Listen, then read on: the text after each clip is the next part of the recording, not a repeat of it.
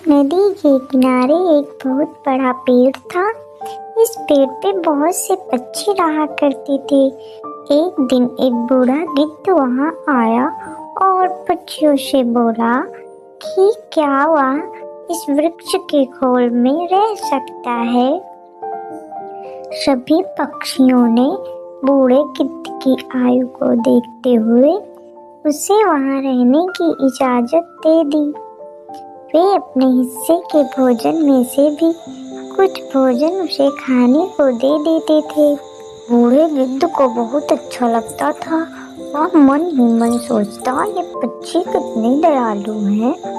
अतः जब वे अपने भोजन के लिए भोजन की तलाश में जाया करेंगे तो मैं पीछे से इनके बच्चों की रक्षा किया करूँगा। उस दिन के बाद से गिद्ध ने उनके बच्चों की रक्षा करनी शुरू कर दी। सभी मिलकर हंसी खुशी से रहने लगे। एक दिन एक बिल्ली वहां से गुजरी। उसने उस पेड़ पर नन्हे पक्षियों के चहचहाने की आवाज़ें सुनी तो उसके मन में लालच आ गया। उसने सोचा कि उसे यहाँ कुछ छोटे व ताज़ा पक्षियों के बच्चे खाने को मिल सकते हैं। उसे देखकर पक्षियों के नन्हे बच्चे डर के मारे जोर जोर से चिल्लाने लगे। बूढ़ा गिद्ध चिल्लाया, कौन है यहाँ? बिल्ली ने सोचा कि यहाँ थोड़ी युक्ति से काम लेना पड़ेगा।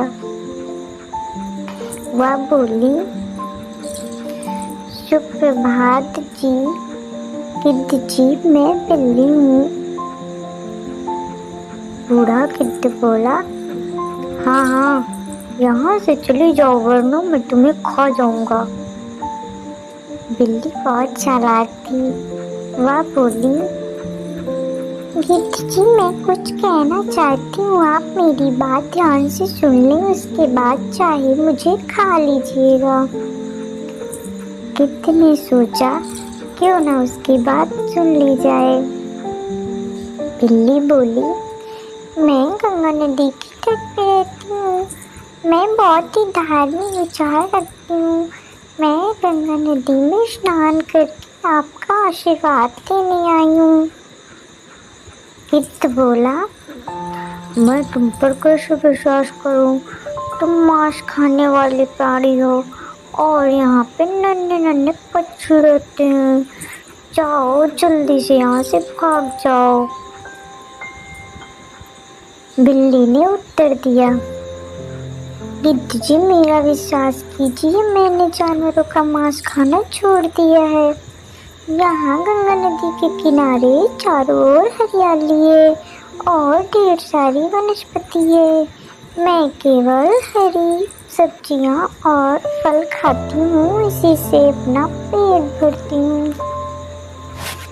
बूढ़ा गिद्ध उसकी बातों में आ गया।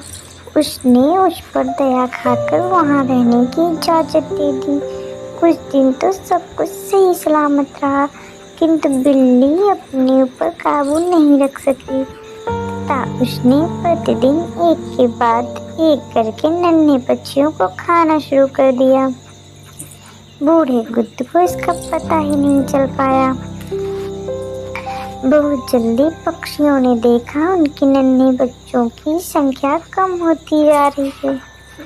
उन्हें चिंता सताने लगी तथा वे यहाँ वहाँ ढूंढने लगे।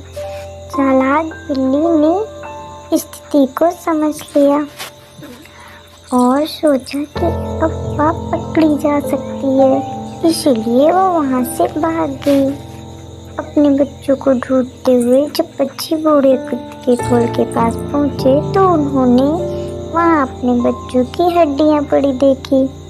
उन्होंने सोचा, इस बूढ़े गिद्ध ने ही हमारे बच्चों को मारा है।